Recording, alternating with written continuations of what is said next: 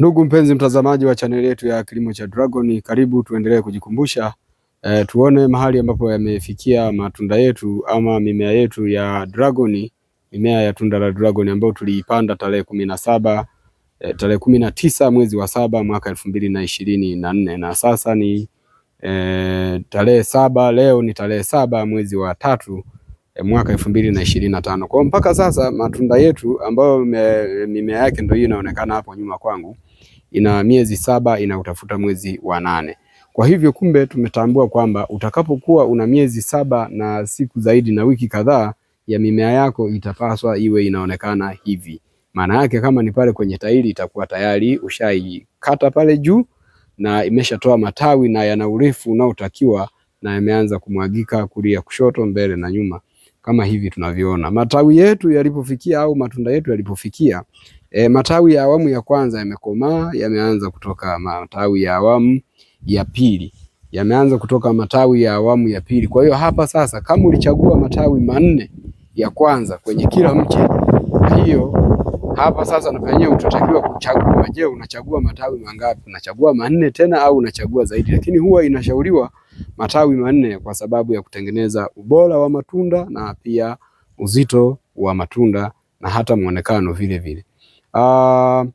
Tulipanda mimea hii ikiwa na miezi 3 kutoka kwenye kitaru, tukaileta hapa tarehe 19 mwezi wa 7. Kwa hiyo hapo ndo tulipoanza kuhesabia mpaka sasa tunapata miezi 7, tunautafuta mwezi wa 8 ambao tarehe 19 mwezi huu wa 3 mwaka 2025 hii tutakamilisha miezi 8. Kwa hiyo tumejua sasa kwamba wakulima popote pale mlipo wote mmejua kwamba kumbe matunda yako yakiwa miezi 7 yanakutafuta mwezi wa 8 yanatakiwa yawe kwa namna gani? Namna ambayo yanatakiwa kuwepo ni hii, na yanatakiwa yawe yameshaanza kutoa matawi ya awamu ya pili, ambapo ndio utachagua matawi mengine tena. Kwa hiyo ya kwanza tulishachagua matawi 4, sasa tunaingia awamu ya pili, awamu ya pili ambao sasa yenyewe yanatoa matawi, na yenyewe kwetu sisi tutachagua matawi 4, lakini matawi hayo 4 tawi juu ya tawi tutalichagua pale katikati ambapo ndo pana nguzo, ambapo nguzo hiyo inaweza kabeba uzito unaotosha. Kwa hilo hatutaruhusu matawi ambayo yatatoka chini ya hapo. Kwa mfano nakuta tawi limetoka mwishoni huku, limetoka kwa mfano unaona hili matawi yake yametoka hapa, unaona na hili pia yametoka matawi mbali, lakini sisi tunataka matawi yatokee maeneo haya ya karibu hapa. Hayo ndio tutayaacha, lakini haya mengine yanayotoka nje ya hapo tutaweza kuyaondoa kwa ajili ya kulinda nguzo zetu, nguzo ya hiyo iliyotambaa, iliyolala, lakini hata nguzo za kusimama ili ziwe salama. Lakini pia tutakuwa tumelinda ubora na muonekano wa matunda yetu pindi tutakapoanza kuzalisha matunda. Tukumbuke kwamba wakati tunapanda tulionyesha maandalizi yote, maandalizi ya kuandaa kuchimba. Tulichimba mtalo, tukaweka samadi, tukaacha ioze, ilipooza ndo tukapanda. Kwa hiyo video zote, series yote na update zote za hapa zipo na zinaonyesha tangu mimea ilivyokuwa imepandwa na inaendelea kukua. Lakini katika upandaji kumbuka kwamba kuna mbegu tulizipanda zikiwa na saizi ndogo, tuliziandaa zikiwa na saizi ndogo tangu tunapoandaa kwenye kitalu. Kwa hiyo zilikuwa kwenye kitalu zikiwa na saizi ndogo, lakini hizi unazoziona zilikuwa kwenye kitalu zikiwa na saizi kubwa. Zilikuwa kwenye kitalu zikiwa na saizi kubwa, lakini hizi unazoziona hapa zilikuwa kwenye kitalu tangu zilipoandaliwa. Yani ilipoandaliwa mbegu iliandaliwa kwa saizi ndogo. Ubora wa mbegu ulikuwa ni mmoja, lakini utofauti ilikuwa ni urefu. Hizi huku unazoziona ambazo zimekuwa kubwa zinatoa matawi awamu ya pili, manake yalishatoka ya kwanza yanatoka mengine, lakini hizi zinatoa matawi kwa mara ya kwanza. Kwa hiyo utofauti wake ni kwamba hizi huku ambazo zimetoa matawi ya awamu ya pili zilikuwa na urefu wa sentimita zaidi ya 15, lakini hizi ambazo ndo zinatoa matawi ya awamu ya kwanza zilikuwa na urefu wa sentimita chini ya 15. Kwa hiyo ndugu wakulima, mpaka hapo kwa uchunguzi mdogo tumetambua kwamba sentimita 15 na kuendelea ndio kipimo kizuri ambacho kitaweza kukutolea matokeo mazuri na matokeo kwa wakati.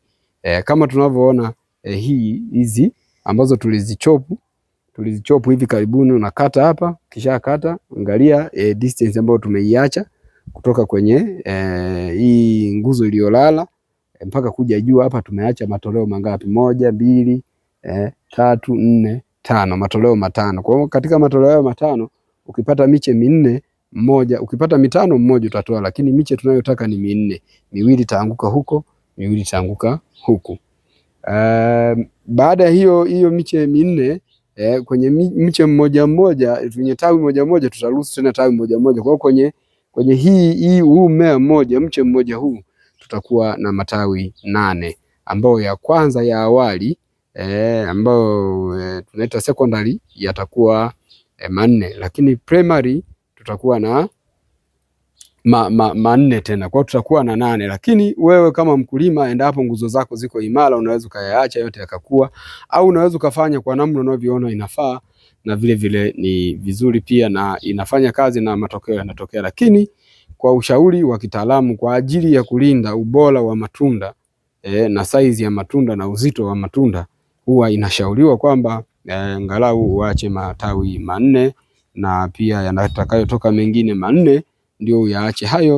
Unaweza ukapata matokeo mazuri tofauti na yule atakayeacha matawi mengi. Anaweza kapata matunda mengi lakini yakawa na saizi ndogo, lakini wewe utakayeacha matawi machache utapata matunda machache lakini yatakuwa na saizi nzuri, na pengine unaweza ukapata mengi ya saizi kubwa kufananisha na yule ambaye ameacha matawi mengi. Kwa sasa kwa mazao ya dragon au tunda la dragon, tuko msimu wa pili wa mavuno. Msimu wa pili wa mavuno, matunda yake yako saizi ya kiganja, ambao ndo tunakiona kama hiki. Yaani tunda sasa hivi lililoko bustanini ukilishika hivi utalikuta ni linajaa kwenye kiganja, kwa hiyo ni saizi ya kiganja. Lakini wakati tuko msimu wa pili kwa msimu mmoja tuko awamu ya pili, kuna matunda maua ambayo yanatoka ya awamu ya tatu. Kwa hiyo hata tulipokuwa tuna awamu ya kwanza, wakati tunavuna matunda ya awamu ya kwanza, haya yalikuwa ni maua, yalikuwa bado hayajachanua. Kwa hiyo baada ya kumalizika mavuno, wiki kadhaa yamechanua, yako hivi. Lakini pia tutakapovuna haya tunategemea kwamba matunda ya awamu ya tatu yatakuwa yamechanua ama yanaelekea kuchanua, ama yatakuwa yamechanua, maua yamefunga, yapo katika saizi ndogo ambayo mara nyingi inakuwa ni nusu ya kiganja cha mkono. Kwa hiyo tuna muonekano kama huu kwa sasa. Haya ndiyo matunda yetu ambayo tutakwenda kuyavuna awamu ya pili. Kwa hiyo baada ya wiki 2 mpaka 3 yatakuwa yameshaiva. Kwa hiyo ndani ya wiki 2 au 3 yatakuwa yameshaiva na tutakuwa tumepata matunda ya awamu ya pili na tutakuwa tunaelekea kupata matunda ya awamu ya tatu. Ukiyatizama haya utaona kwamba nimeondoa lile ua lake, kile kikonyo cha ua nimekiondoa, kwa sababu mahali nilipopanda pana bustani, pana mimea mingine ambayo inaweza kaleta wadudu wakakaa hapa alafu wakaanza kuweka alama kwenye tunda na muonekano wa tunda ukaathirika. Hapa ilipo tunda hili la dragon haliwezi kuathirika na kitu chochote, labda aje mdudu anayeweza kula. Athari tunazoziogopa kutokana na wadudu ni zile athari ambazo wadudu wataweka alama kwenye tunda. Likiiva tunda ni jekundu lakini lina alama nyeusi, halitafanya vizuri kwenye soko na hatimaye utajikuta unaanguka kibiashara. Lakini pia tumesema sasa hii tuna awamu ya pili. Tumesema tunaenda awamu ya pili, lakini awamu ya tatu tumesema yanatoka ni maua. Maua ya awamu ya tatu ni haya hapa tunayaona yako vigorori, ingawa kuna mengine ambayo tayari saizi yake imekuwa kubwa, lakini nayo bado ni awamu ya tatu. Saizi yake kidogo ni kubwa ukifananisha na hayo mengine. Unaona hapa tuna ua hili hapa, hili na hili hapa na hili hapa. Kwa hiyo ukiangalia yenyewe saizi yake kidogo yanaitafuta sentimita 15 kwa urefu hayo maua hayo. Mengine hapo na mengine mengi ambayo tutayaona. Haya hapa ni mawili, yes.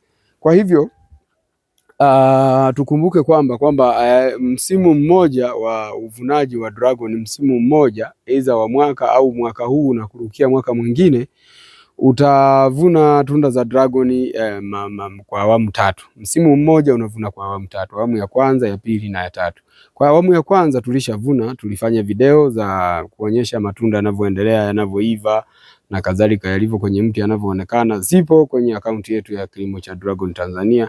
Ukiingia hapo utazipata, unaweza kuangalia video kuanzia mwanzo mpaka ya mwisho ukaona maendeleo yalikuwaje na ukaona ilikuwa ni mwezi gani na ni tarehe gani, unaweza kujua vizuri kirahisi kabisa. Kwa hiyo ukiona matunda yako saizi hiyo hapo ambayo ni ya awamu ya pili. Kwa hiyo tukumbuke haya matunda ni awamu ya pili, lakini tunasubiri matunda awamu ya tatu pia ambayo na yenyewe yako usawa wa maua. Kwa hiyo haya unayoyaona sasa hivi maana yake wakati matunda ya awamu ya kwanza yakiwa saizi ya mkono kama hii kiganja hiki, maana yake awamu ya pili hii vilikuwa ndo vinatoka viguroli.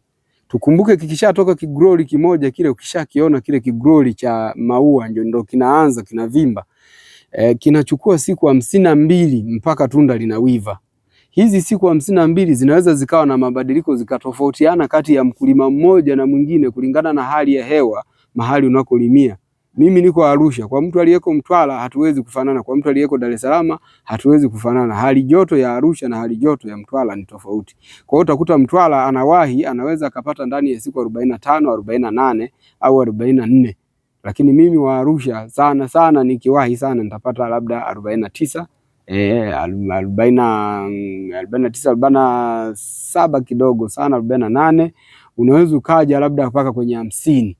Lakini kwa kawaida huwa kwa range iliyopimwa au time bar iliyopimwa, muda maalum uliopimwa kati ya tunda la dragon kutoka kinatoka kiguroli cha ua mpaka linakuwa tunda, imehakikiwa kwamba ni siku zisizo zidi 52. Baada ya hapo tunda linakuwa linachumwa tayari. Umeona? Kwa hiyo ukikalkulate kwamba matunda ya awamu ya kwanza wakati yanatoka ukaanza kuhesabu, utajua kwamba matunda ya awamu ya pili yanatoa maua wakati tunda la kwanza likiwa katika hatua ipi. Sio, umeelewa? Kwa sababu wakati tunavuna matunda ya awamu ya pili, tunapoyamalizia awamu ya kwanza, tunapomalizia awamu ya pili ndio ilikuwa inachanua. Ndio hii sasa ambayo tunaiona sasa hivi iko saizi ya kiganja. Tunda lake linajaa kwenye kiganja. Ingawa kuna mengine yamezidi yanakuwa zaidi, kwa hiyo yanatofautiana hivyo tu, ni kawaida kabisa. Kwa hivyo ukikalkulate kwa siku utapata mahesabu hayo, lakini unachotakiwa kufahamu kwamba tunda la dragon lina awamu ngapi? Lina awamu 3 katika msimu mmoja. Utavuna mara ya kwanza, utasubiri kidogo, utavuna mara ya pili, utasubiri kidogo, utavuna mara ya 3. Baada ya hapo utakuwa umemaliza. Unaweza ukapata tunda mara moja ambayo hatuiti awamu ya 4, tunajua tu ni mwisho wa awamu ya 3. Unaweza ukawa unapata moja. Ni mara nyingi sana wanasema jungu kuu halikosi ukoko. Kwa hiyo kwa shamba huwezi kukosa kabisa, ingawa kuna miezi inapita labda miezi miwili, mwezi mmoja hauna matunda, lakini haiwezi kapita labda zaidi ya miezi 6 hauna matunda, ni mara chache sana. Na kama shamba ni kubwa lazima utapata, kwa sababu yanatofautiana matawi katika uwezo na ukuaji na hata utoaji wa matunda, na lakini pia hata ulishwaji wa chakula unaweza kusababisha hiyo. Ingawa nchi za wenzetu walioendelea wanatengeneza hali hewa ambayo inasababisha dragon zinazaa mwaka mzima, throughout the year unapata matunda, wewe ni kila mwezi kila siku ni unapata tu matunda, lakini hayo ni mambo ya kitaalamu ambayo sio asili ya matunda yenyewe. Kwa hiyo unakuwa umesha haribu asili ya matunda. Asanteni sana, niwakaribishe katika chaneli yetu ya Kilimo cha Dragon ambayo inapatikana hapa YouTube. Usisahau kucomment, kulike na kusubscribe. Kama utakuwa na swali lolote unaweza ukauliza. Ukisubscribe utakuwa wa kwanza kupata video pale tutakapokuwa tunatoa video zetu za hapa na pale. Unaweza ukapitia mafunzo ya hapa na pale ambayo tulikuwa tukiyafundisha na tunaendelea kuyafundisha kupitia chaneli yetu ya YouTube.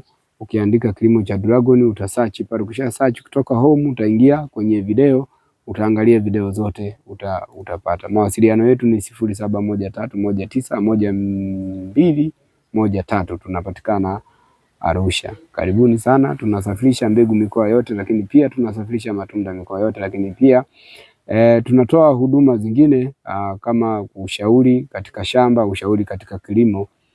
Ingawa hatujaanza kutoka mikoani, lakini kadri tunavyokwenda tunaomba Mwenyezi Mungu jalia tuweze kufika huko.